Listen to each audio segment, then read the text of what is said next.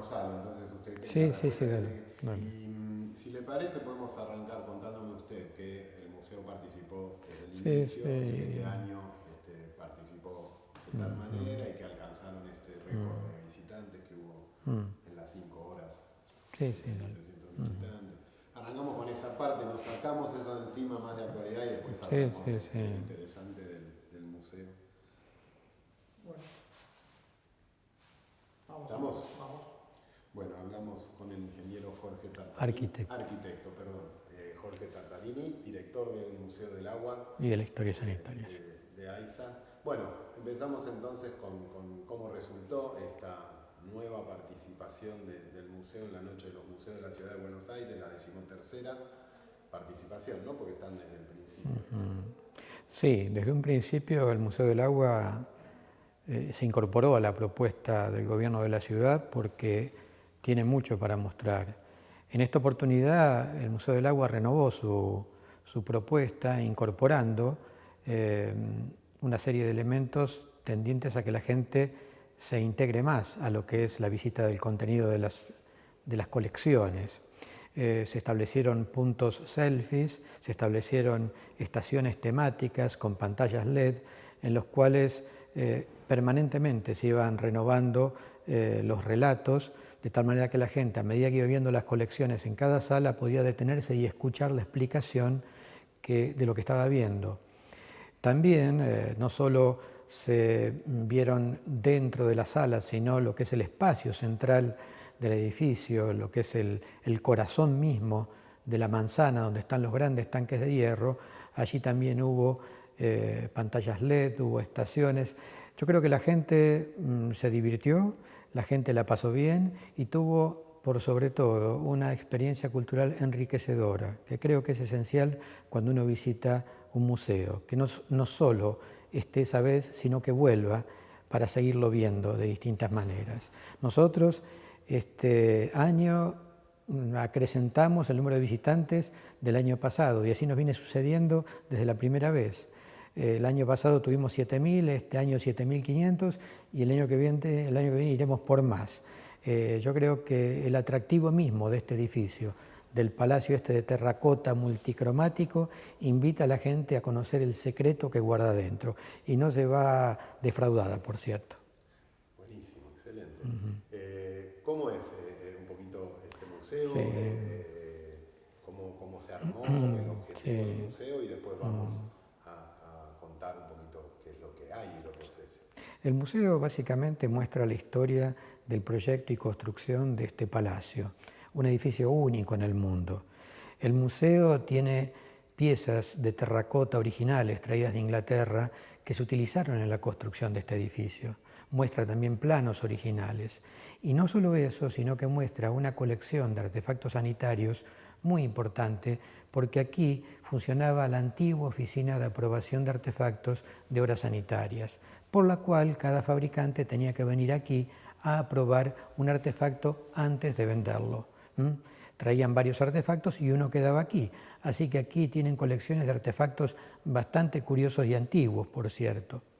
Pero también, si los artefactos sanitarios sorprenden, la sorpresa principal que le lleva al visitante es ver ese fenomenal contraste entre una arquitectura ecléctica, atractiva, rebosante de terracotas, de colores por fuera, y encontrarse en pleno corazón de la manzana con una de las estructuras de hierro fundido más grandes del mundo, el gran depósito de agua, los grandes tanques que podían contener 72 millones de litros y que abastecían la ciudad. Allí es donde llega el visitante y está al pie de esos tanques para ver cómo funcionaban y qué guardan hoy dentro. Muy bien. Empecemos el recorrido. El visitante llega, entra. ¿Qué recibe? ¿Qué es lo primero que ve? ¿Cómo podemos ir haciendo en su relato un poquito este recorrido? Lo primero que alertamos al visitante es que se encuentra en una de las partes más altas de la ciudad, y eso lo hacemos con una maqueta hecha por Obras Sanitarias en los años 30 que tiene exagerados los niveles de la ciudad. Allí el visitante toma conciencia que estamos a 35 metros sobre el nivel del río, y eso es una altura muy importante de Buenos Aires. ¿Por qué? porque este palacio, este gran depósito, buscó esa altura para tener agua, el agua que tenían los tanques, potencia de distribución. Allí les explicamos cómo funcionaba todo esto y recorremos pieza por pieza de terracota, plano por plano, explicando cómo fue la modalidad de proyecto, una especie de modelo para armar, una especie de rompecabezas a gran escala que trajo desde Inglaterra 300.000 piezas de terracota y desde Bélgica la estructura fenomenal, la mega estructura de hierro fundido de los tanques. Luego las colecciones se van sumando. Entramos al mundo de los sanitarios por la oficina de aprobación de artefactos que comentábamos funcionaba aquí. Y aquí explicamos, nosotros damos importancia a lo que son los cambios en los modos, las costumbres, en la higiene cotidiana de los porteños. Explicamos la historia del agua de la ciudad, la historia del inodoro, la historia del bidet, la historia de esos compañeros eternos nuestros, que estamos con ellos toda la vida y sabemos poco de ellos. Y eso no está en los libros de las escuelas, de las universidades. Nosotros aquí le damos el espacio que merecen. ¿Y cómo es un poquito esa historia de todo eso? Brevemente, digo, sí. Un trazo. Lo interesante del baño en particular es remontarnos a épocas en que no existía como cuarto de baño en la casa, en que era una función móvil. Les comentamos a los visitantes la época en que los porteños tenían que tener cuidado por las aguas servidas que tiraban desde arriba de las casas.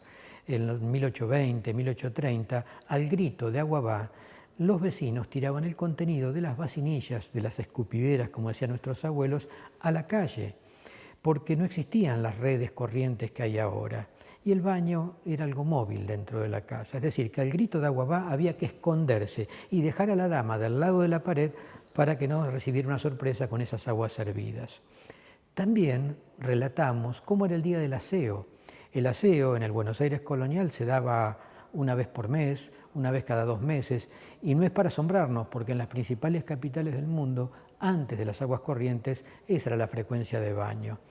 La gente calentaba en una enorme cantidad de tachos el agua en la cocina a leña, la llevaba hasta una habitación de la casa, porque no existía el cuarto de baño, y allí, en una tina de latón, allá por 1820, 1830, en esa agua caliente, primero se lavaba el papá, después la mamá, después los hermanos, después las hermanas, y luego se tiraba para regar las plantas, obviamente en la misma agua. Eso da una idea de que el estado sanitario ese, para una ciudad de 50.000, 60.000 habitantes en aquel Buenos Aires colonial, colapsó cuando la ciudad llegó a 180.000 habitantes, allá por 1870, 1880. La ciudad colapsó el sistema sanitario y allí tuvieron que llegar las aguas corrientes. Muy bien, perfecto. Un poco la llegada de las aguas corrientes tiene que ver con la historia de este edificio. Este edificio nace para eso. Le pregunto por eso puntualmente, para después ya sí entrar a las colecciones que tenemos aquí. A fines del siglo XIX, hacia 1880, 1890, Buenos Aires necesitaba un gran depósito distribuidor. El pequeño tanque de hierro que estaba en la Plaza de los Dos Congresos, que se había inaugurado en 1869, ya prácticamente no alcanzaba para abastecer ni la mitad de la población. Entonces, se pensó en un edificio único en el mundo, que no tuviese comparación, por su atractivo y por su dimensión. Entonces, el gobierno encargó al ingeniero John Bateman y a su equipo de arquitectos e ingenieros el sistema de provisión de agua, y dentro de ese sistema lo que era el corazón del sistema de provisión de agua, que era este enorme edificio ubicado en Córdoba y Riobamba, único en su tipo y adecuado a una ciudad que prácticamente crecía por la inmigración europea a pasos agigantados. Este gran palacio, este gran depósito, se inauguró en 1894. Como paradoja es que llevó 7 años su construcción, pero a los pocos años de funcionamiento ya era obsoleto, por el mismo crecimiento de la ciudad y porque había aparecido un fenómeno nuevo, totalmente inesperado, que era la electricidad. Y con la electricidad los ascensores, los edificios altos. Este edificio, con sus 3 pisos de tanques, no tenía potencia por ejemplo, para llegar a los últimos pisos de Avenida de Mayo. Inaugurada en 1894, el mismo año que este edificio. Paradojas de la historia.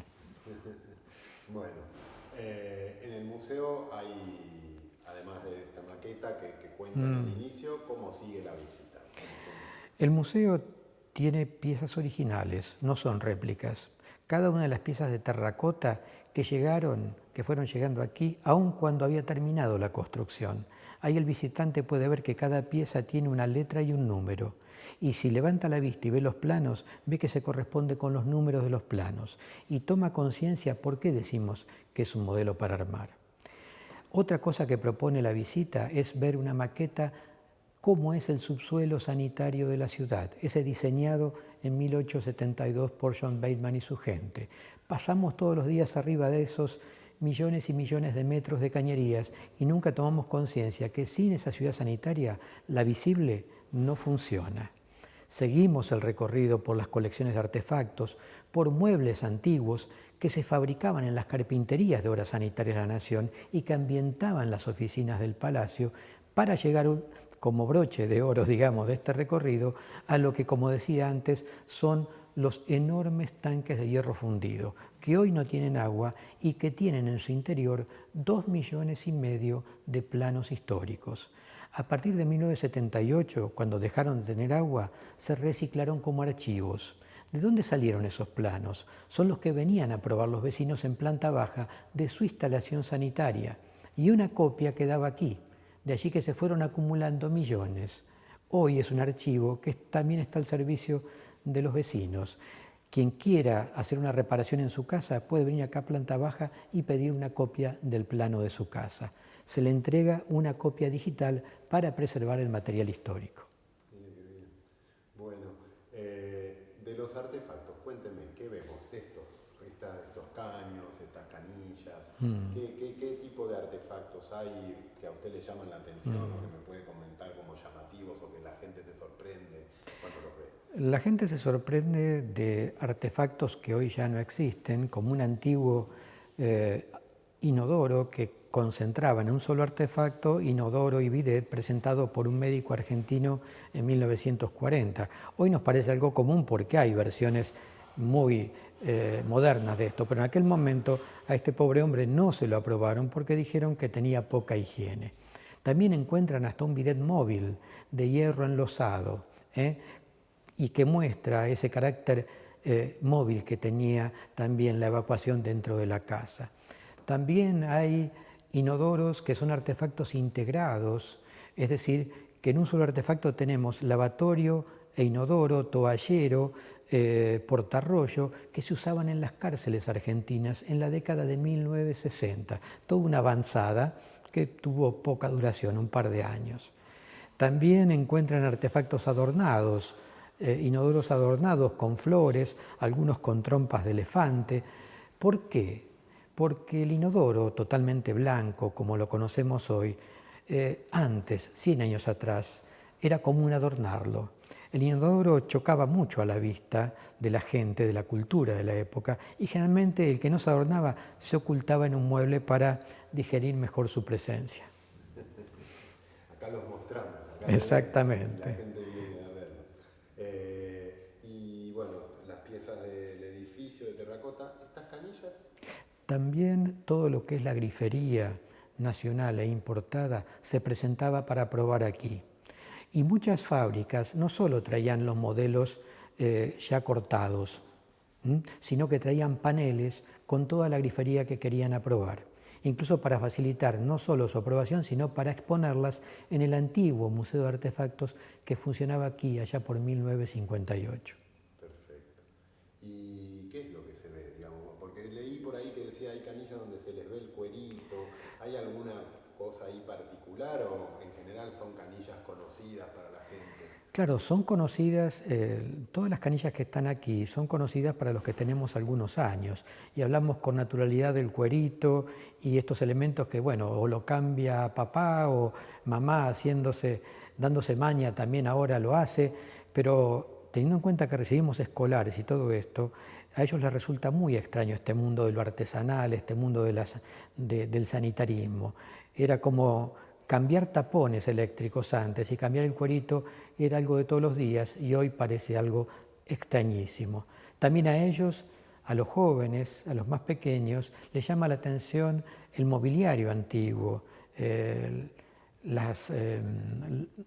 los escritorios, los muebles de persianas, hasta a las antiguas máquinas de escribir, que obviamente contrastan con las computadoras de hoy. Ellos nos preguntan de qué se trata esto, qué son esas máquinas, y bueno, eran las antiguas máquinas Remington que se utilizaban aquí en los años 20. Le pido, en un momento al principio mencionó las estaciones selfie, que me cuente de qué se trataba las estaciones selfie. Claro. ¿Qué son, digamos? La gente se ponía, sacaba una foto en distintos lugares característicos del lugar, ¿cómo es? Las estaciones selfies eran estaciones temáticas que tenían que ver con personajes vinculados a la historia del agua. Personajes de la colonia, una familia, digamos, vestida a la usanza colonial. Estaba también un operario que trabajaba aquí en el palacio con su atuendo, así con mameluco de trabajo. También estaba Greta, una señorita con todo su atuendo elegante que nos muestra un baño antiguo. Cada estación se refería a ese camino por la historia del agua que va teniendo el visitante dentro de este museo. Iban a la par de estaciones temáticas con LED que explicaban estos contenidos, como le mencioné antes. Perfecto. Nos queda el tanque, la estrella del museo. La gente llega y ve el tanque, cómo lo ve y qué se le explica y qué detalles se dan del tanque, cómo estaba construido, no sé.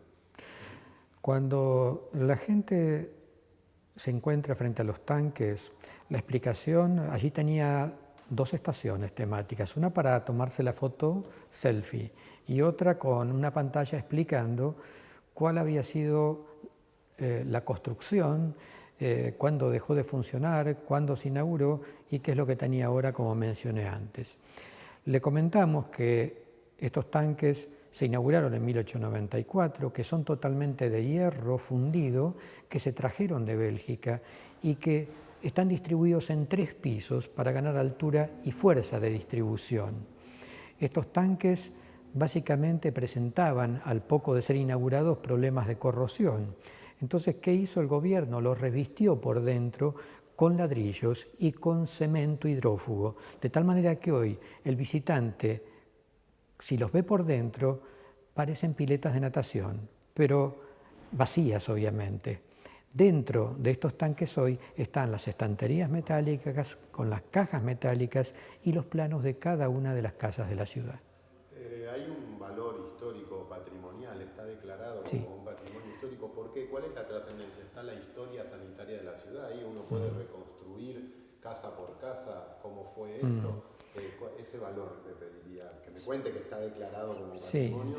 Y ¿cuál es el valor de ese Bueno, en primer lugar, el reconocimiento le llegó primero a este edificio, que fue en 1987 declarado Monumento Histórico Nacional.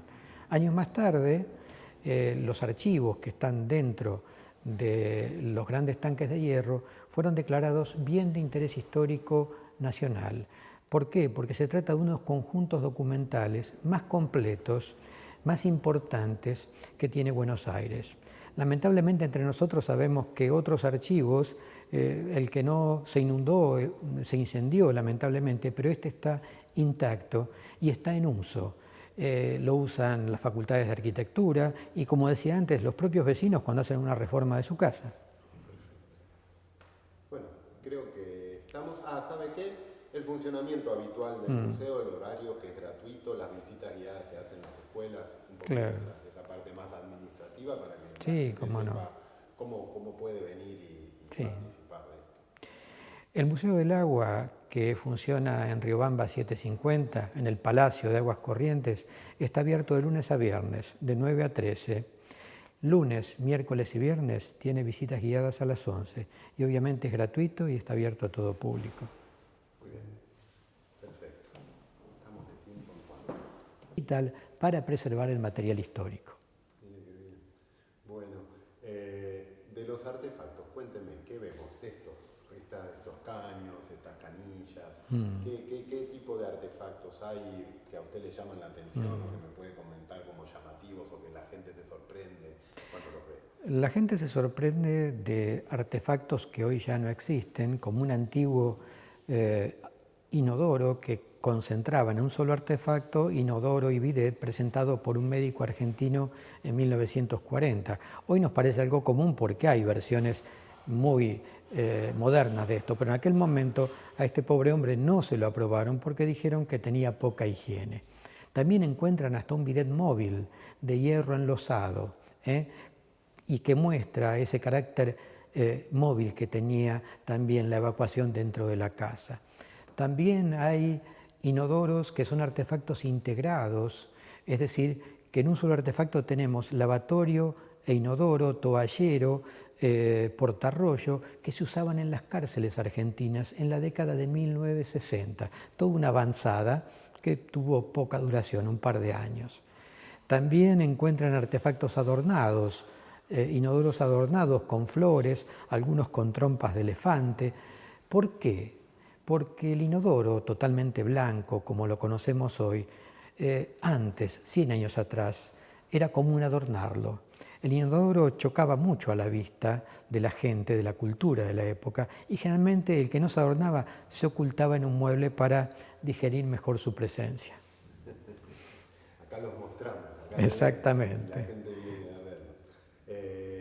Y bueno, las piezas del edificio de terracota, ¿estas canillas? También todo lo que es la grifería nacional e importada se presentaba para probar aquí. Y muchas fábricas no solo traían los modelos ya cortados, sino que traían paneles con toda la grifería que querían aprobar, incluso para facilitar no solo su aprobación, sino para exponerlas en el antiguo Museo de Artefactos que funcionaba aquí allá por 1958. Perfecto. ¿Y qué es lo que se ve, digamos? Porque leí por ahí que decía hay canillas donde se les ve el cuerito. ¿Hay alguna cosa ahí particular o en general son canillas conocidas para la gente? Claro, son conocidas, todas las canillas que están aquí son conocidas para los que tenemos algunos años y hablamos con naturalidad del cuerito y estos elementos que, bueno, o lo cambia papá o mamá dándose maña también ahora lo hace, pero teniendo en cuenta que recibimos escolares y todo esto, a ellos les resulta muy extraño este mundo de lo artesanal, este mundo del sanitarismo. Era como cambiar tapones eléctricos antes y cambiar el cuerito era algo de todos los días y hoy parece algo extrañísimo. También a ellos, a los jóvenes, a los más pequeños, les llama la atención el mobiliario antiguo, los escritorios, los muebles de persianas, hasta a las antiguas máquinas de escribir, que obviamente contrastan con las computadoras de hoy. Ellos nos preguntan de qué se trata esto, qué son esas máquinas, y bueno, eran las antiguas máquinas Remington que se utilizaban aquí en los años 20. Le pido, en un momento al principio mencionó las estaciones selfie, que me cuente de qué se trataba las estaciones selfie. Claro. ¿Qué son, digamos? La gente se ponía a sacar una foto en distintos lugares característicos del lugar, sí. ¿Cómo es? Las estaciones selfies eran estaciones temáticas que tenían que ver con personajes vinculados a la historia del agua. Personajes de la colonia, una familia, digamos, vestida a la usanza colonial. Estaba también un operario que trabajaba aquí en el palacio con su atuendo, así con mameluco de trabajo. También estaba Greta, una señorita con todo su atuendo elegante que nos muestra un baño antiguo. Cada estación se refería a ese camino por la historia del agua que va teniendo el visitante dentro de este museo. Iban a la par de estaciones temáticas con LED que explicaban estos contenidos, como le mencioné antes. Perfecto. Nos queda el tanque, la estrella del museo. La gente llega y ve el tanque, cómo lo ve y qué se le explica y qué detalles se dan del tanque, cómo estaba construido, no sé. Cuando la gente se encuentra frente a los tanques, la explicación, allí tenía dos estaciones temáticas, una para tomarse la foto selfie y otra con una pantalla explicando cuál había sido la construcción, cuándo dejó de funcionar, cuándo se inauguró y qué es lo que tenía ahora, como mencioné antes. Le comentamos que estos tanques se inauguraron en 1894, que son totalmente de hierro fundido, que se trajeron de Bélgica y que están distribuidos en 3 pisos para ganar altura y fuerza de distribución. Estos tanques básicamente presentaban, al poco de ser inaugurados, problemas de corrosión. Entonces, ¿qué hizo el gobierno? Los revistió por dentro con ladrillos y con cemento hidrófugo, de tal manera que hoy el visitante, si los ve por dentro, parecen piletas de natación, pero vacías obviamente. Dentro de estos tanques hoy están las estanterías metálicas con las cajas metálicas y los planos de cada una de las casas de la ciudad. Hay un valor histórico patrimonial, está declarado Sí. como un patrimonio histórico. ¿Por qué? ¿Cuál es la trascendencia? Está la historia sanitaria de la ciudad, ahí uno puede reconstruir casa por casa cómo fue esto. Ese valor le pediría que me cuente, que está declarado como patrimonio. Sí. Y ¿cuál es el valor de ese Bueno, motivo? en primer lugar, el reconocimiento le llegó primero a este edificio, que fue en 1987 declarado Monumento Histórico Nacional. Años más tarde, los archivos que están dentro de los grandes tanques de hierro fueron declarados bien de interés histórico nacional. ¿Por qué? Porque se trata de unos conjuntos documentales más completos, más importantes que tiene Buenos Aires. Lamentablemente entre nosotros sabemos que otros archivos, el que no se inundó, se incendió lamentablemente, pero este está intacto y está en uso. Lo usan las facultades de arquitectura y, como decía antes, los propios vecinos cuando hacen una reforma de su casa. Bueno, creo que estamos... ¿sabe qué? El funcionamiento habitual del museo, el horario que es gratuito, las visitas guiadas que hacen las escuelas, un poco Claro. esa parte más administrativa para que Sí, la gente cómo no. sepa cómo puede venir y Sí. participar de esto. El Museo del Agua, que funciona en Riobamba 750, en el Palacio de Aguas Corrientes, está abierto de lunes a viernes, de 9 a 13. Lunes, miércoles y viernes tiene visitas guiadas a las 11 y obviamente es gratuito y está abierto a todo público.